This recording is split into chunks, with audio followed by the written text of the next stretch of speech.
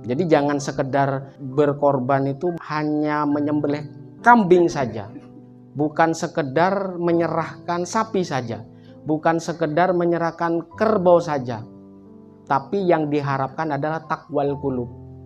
La yanallahu luhumuha wala dima'uha walaki yanaluhut taqwa minkum. Maka kalau misalkan berkurban, saya kalau nggak kurban nggak enak gitu ya, maka perbaiki setelah itu. Awalnya nggak enak, kemudian setelah itu dirubah menjadi apa? Benar-benar ingin mendekatkan kepada Allah. Harus dibersihkan ini. Allah sekali-kali tidak butuh daging kurban yang engkau kurbankan. Allah tidak butuh darah yang engkau kurbankan.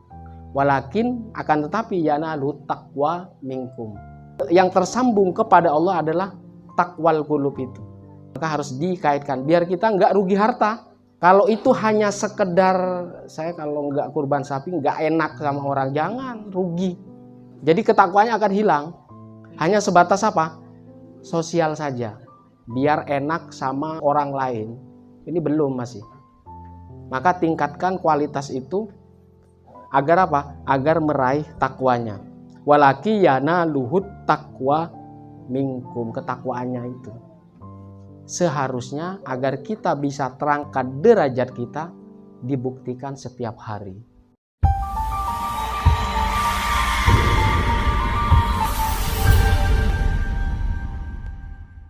Seperti yang akan kita hadapi nih beberapa hari ke depan. Kapan Hari Raya Idul Adha? Tanggal 6 Juni. Itu disebut di katanya itu Idul Adha atau Udhiyah atau dia kurban. Dilihat dari katanya kurban itu kan berasal dari kata koroba. Koroba.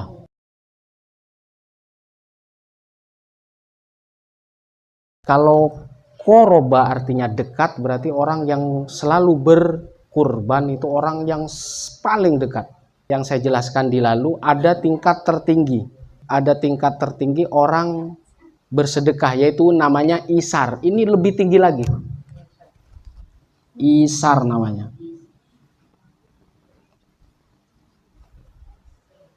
Sekarang yang kita hadapi itu kurban.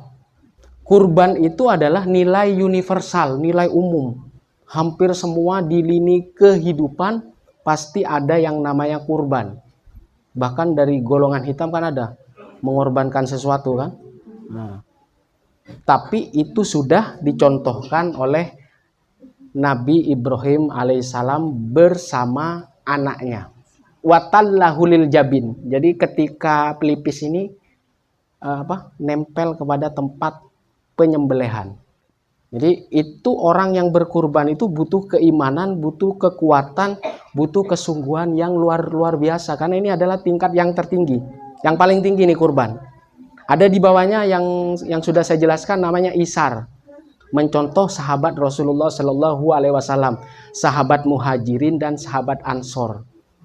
Ketika sahabat Rasulullah yang dari Mekah itu berhijrah ke Yathrib, sampai dari luar biasanya pengorbanannya mereka seolah-olah apa yang dimiliki kaum Ansor itu sama atau sama saja kepemilikannya buat kaum muhajirin. Apalagi sekarang nih yang kita hadapi adalah Hari Raya Kurban atau disebut Udhiyah. Al-Udhiyatu.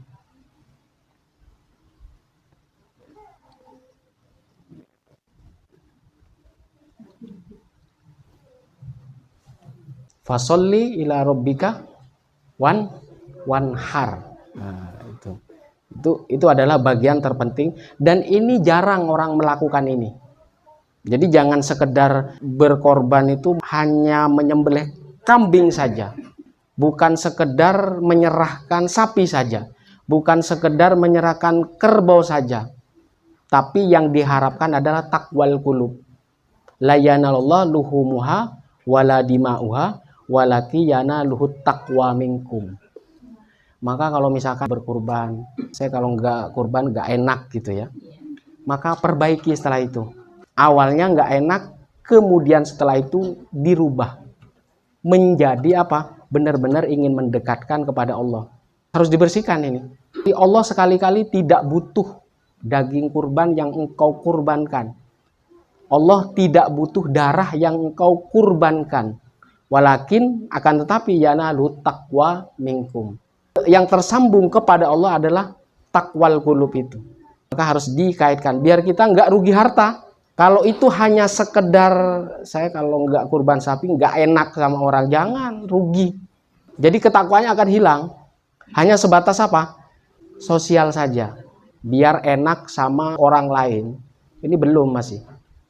Maka tingkatkan kualitas itu agar apa? Agar meraih takwanya. Walaki yana luhut takwa minkum, ketakwaannya itu. Siapa saja? Ini hablum minallah ini, apalagi hablum minanas yang setiap hari. Jadi kadang kita memberi sesuatu kan sebatas pemberian kita kan. Nah, ada yang sedikit, ada yang sedang, ada yang setiap minggu, ada yang setiap hari, ada yang setiap tahun. Nah, tapi yang paling tinggi adalah kurban ke siapa saja. Contohnya apa? Teladannya ada di Nabi Ibrahim dan Ismail. Meskipun 1 tahun sekali, itu apa? Agar kita bisa membiasakan atau mencontoh. Kalau setahun sekali berarti seharusnya agar kita bisa terangkat derajat kita dibuktikan setiap hari. Jadi kadang ada yang meminta tolong kan, saya punya duit mau bayar sesuatu misalkan, ternyata ada yang minta tolong, mau meminjam uang gitu ke kita. Dan kamu tahu dia itu dalam keadaan susah. Kira-kira gimana? Kasih apa ditahan? Sebaiknya dikasih. Ini namanya isar. Memang tidak semua orang bisa melakukan ke kelas tinggi ini. Apalagi yang akan datang ini yang dinamakan kurban. Padahal perintah kurbannya mengurbankan Ismail itu hanya lewat mimpi. Jadi saking pasrahnya itu hanya lewat mimpi. Falamma balagha ma'u saya qala ya bunayya inni ara fil manami anni adzbahuka fandur ma taro. Qala ya abatif al ma tu'mar satajiduni insyaallah minas sabirin. Jadi ketika sudah besar nih kayak gini misalkan nih, sudah bisa ngomong, sudah bisa ibaratnya sudah bisa bilang ayah gitu ya. Dia bilang ke anak kecil itu, di malam mimpi disuruh menyembelih kamu. Tapi jangan ditiru sekarang. Ntar suruh nyembelih anaknya, jangan. Bukan pekerjaannya, tapi nilai pengorbanannya. Bagaimana menurutmu? Fandur madataro. Jadi kata si anak, ya abatif alma tu'mar satajiduni insyaallah minas sabirin.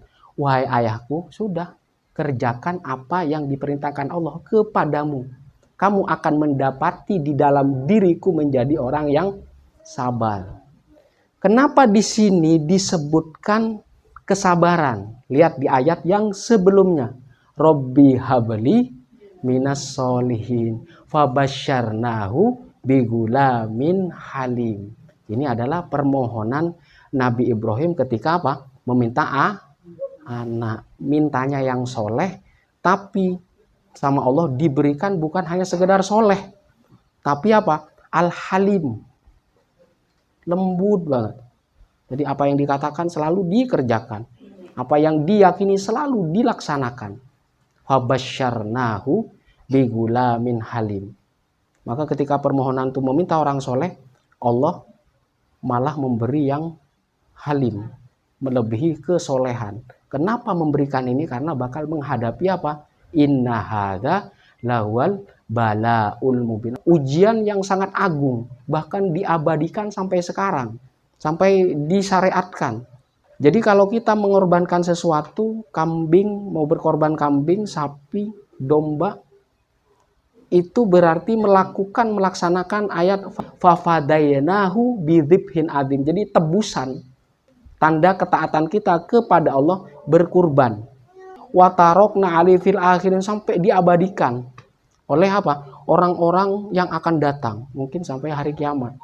Itu kenapa ada kaitan sama tadi orang-orang yang sabar, orang-orang yang sangat kuat pertahanannya, karena di ayat yang sebelumnya fabasyarnahu bigulamin halim, Allah memberi kabar gembira dengan anak yang sangat lembut, bukan hanya soleh saja. Nah itu. Maka nilai pengorbanan ini bukan setahun sekali sebenarnya. Kalau bisa diterapkan. Pengorbanan ini yang akan meninggikan derajat kita. Ke siapa saja. Semampu kita. Ada yang dari sedekah, ada yang dari infak. Kemudian wakaf. Yang atas lagi isar tadi. Nah, yang paling tinggi adalah kurban sampai diabadikan. Kurban itu bukan hanya nilai islami, bukan. Sampai hukum alam ke semuanya, ke semua lini kehidupan yang namanya kurban itu pasti akan mendekatkan. Bahkan ajaran yang gelap saja ada pengorbanannya kan, harus mengorbankan sesuatu. Apalagi sudah disyariatkan atau dicontohkan oleh Nabi Ibrahim dan putranya. Maka lebih mendekatkan. Jadi kalau pengen dekat sama orang, maka ini bisa dipakai al-kurban. Apa yang harus diperjuangkan? Apa yang harus dipersembahkan? Nah, ini bagian dari kesungguhan kita. Semampu kita apa? Ini hanya setahun sekali. Saya mampunya tahun ini bisa pakai kambing, ya boleh, nggak apa-apa. Berapa harga kambing? 2 juta ada? 3 juta. Itu setahun sekali. Jadi 3 juta dibagi 12. Oh, kecil ya kan? Nah, itu bagian apa? Bagian latihan. Berkorban sapi, kambing itu bagian dari kesungguhan kita. Agar mengingatkan, ya, agar mengingatkan apa yang kita raih, apa yang kita punya itu sebenarnya minka dari Allah, walaka, dan untukmu. Bismillahi Allahu Akbar. Allahumma hadza minka walaka. Kalau misalkan kambingnya dari siapa? Dari si fulan. Allahumma taqabbal hadza min fulan, sembelih. Sampai Rasulullah SAW berkurban bikabsyaini, amlahaini, akronaini, dzabahahuma biyadaihi. Jadi sampai Rasulullah itu berkorban domba, disembelih sendiri. Luar biasanya ajaran kurban ini bisa diterapkan di kehidupan kita sehari-hari. Memperjuangkan yang orang terdekat kita wajar, tapi sesekali memperjuangkan orang yang seiman, yang seakidah, itu lebih besar. Ya mungkin kalau hanya anak, dia kan bisa jatuhnya ke tanggung jawab. Yang saya contohkan tadi kan, ada orang yang butuh banget, pengen minjam duit misalkan, dan duit itu ada di tangan kita, dan itu kita butuh buat bayar kontrakan, ya kan. Nah, itu mau dikasih, apa dikasih setengahnya atau semuanya? Memang berat memang. Jadi latihan ini berat, cuman lebih cepat. Derajat kita meningkat tuh akan lebih cepat. Tinggal apa? Tinggal kita yang tahu derajat kepentingan setiap orang itu apa saja. Yang paling penting itu apa. Maka hakikat kurban itu mendekatkan, bukan bertambah jauh. Mau ke siapa saja. Yang paling puncak yang dicontohkan Nabi Ibrahim dan Nabi Ismail. Apalagi ini beberapa minggu lagi atau beberapa hari lagi ini kita menghadapi hari raya kurban. Semoga kita menjadi orang yang selalu bersungguh-sungguh mengorbankan yang kita punya. Seperti yang disebutkan tadi. Allahumma hadza minka. Yang saya punya ini darimu ya Allah. Walaka, dan untukmu. Itu seperti itu. Ini juga bagian puncak syukur yang paling tinggi. Maka godaannya yang pertama adalah hubbus syahwatil ladzi la usula ilai illa bil mali ma'tulil amal. Kalau saya hanya berharap cukup saja. Tapi kecintaan yang luar biasa, kerja siang malam. Tapi tetap aja miskin. Coba pikir-pikir. Itu kenapa? Karena hubbus syahwatil ladzi la usula ilai, enggak akan pernah nyampe kamu. Lapangkan dadamu. Karena rizki itu ada di dada yang lebar. Itu namanya batin. Apa yang ada di dalam sini.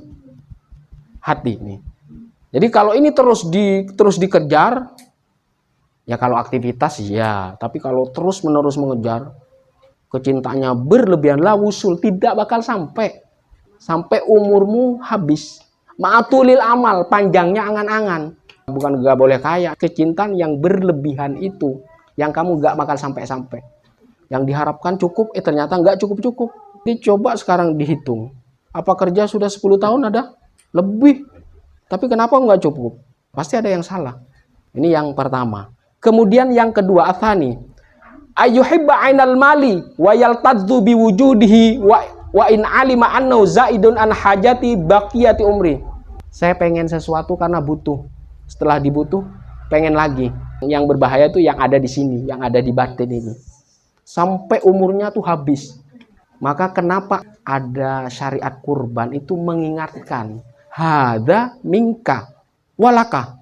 Ini adalah darimu ya Allah dan untukmu. Padahal daging kurban yang makannya kita juga kan?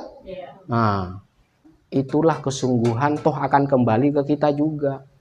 Itu padahal kan Allahumma hada minka walaka. Tapi takwanya, kesungguhannya ini yang lain, yang beda, yang yang membedakan antara satu orang dengan yang lain. Maka kecukupan yang ada di dalam hati ini dilebarkan.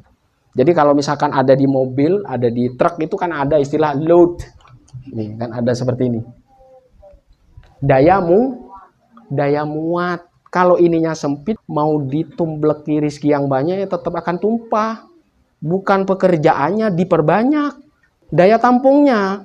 Daya tampung ini bisa diwariskan ke anak cucu. Nah, ini namanya daya muat. Kalau ini sudah lebar, keberkahan juga ada di dalam. Nah, maka ini penting. Biar kita bisa meneladani Nabi Ibrahim dan Nabi Ismail. Berarti Allah yang menebus. Maka disebut di sana wafadainahu bidzibhin adzim. Kita. Berarti kadang-kadang Allah menyebut saya, kita. Kita itu sistem. Yang membuat sistem itu Allah. Kita bagian faktor yang menebus pengorbanan Ibrahim dan Ismail. Wafadainahu bidzibhin adzim, dengan penyembelihan yang agung, yang besar, yang banyak, seluruh dunia. Wa tarakna alaihi fil akhirin, sampai diabadikan ke generasi yang akan datang, sampai hari kiamat dia. Maka orang yang selalu berkurban, kebahagiaannya akan panjang sampai ke anak cucu. Jadi kadang ada yang bayi lahir sudah kaya. Itu kenapa? Karena orang tua. Jadi bukan hanya harta saja, tapi mewarisi kesolehannya juga. Jadi kalau kita meninggal tetap kaya di alam barzah. Itu kenapa? Karena anak-anak kita yang terus mendoakan, tidak terputus. Doa itu terus nyambung. Kurban juga bagian sedekah yang sangat agung. Sampai mengorbankan sesuatu. Benda yang hidup, disembelih, dimakan. Nah, itu bagian hal yang sangat agung yang dicontohkan Nabi Ibrahim dan Ismail. Saya kira sampai di sini saja. Alafumikum. Wassalamualaikum warahmatullahi wabarakatuh.